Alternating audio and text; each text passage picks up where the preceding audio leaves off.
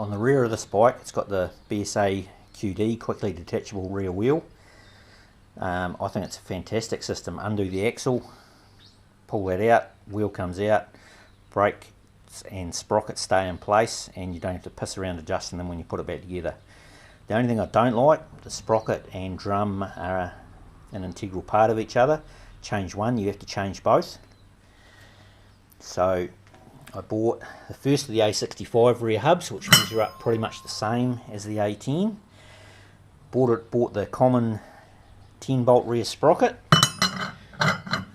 just to find the PCD on the 10 bolts, and the inside diameter was different for that 1 year only.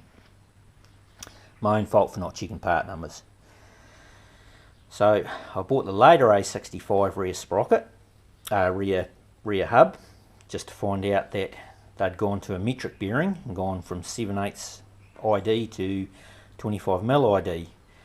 So a friend of mine made a little spacer to go on the stub axle, so I can at least bolt it together to check that everything lines up. And we will also make, at some stage, if it all works, a different spacer. So that one is not a great fit, although it would work fine.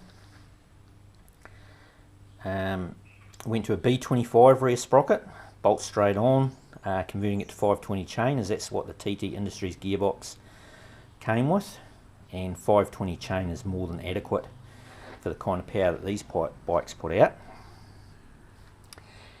Had to get the edge of the brake backing plate machined slightly to clear the heads of the bolts, and if the bolts are lined up in any other direction with a pointy bit inwards, then that won't fit on. At the same time, my friend who did that also relined the rear brakes oversize and then machined them to suit that rear drum. So that should be a big improvement in the rear brakes. The original drum that I was using, there was quite a severe pulse came from it when I was braking, so obviously the drum was worn out around.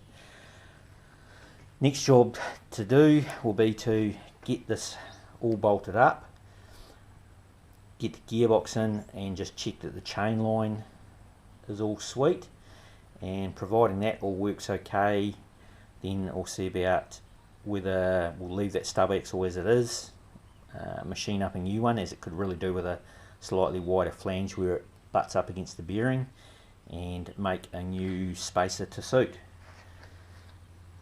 So that will be probably this afternoon or tomorrow's job, and then once that's together I'll have a look, and hopefully that will all work out okay.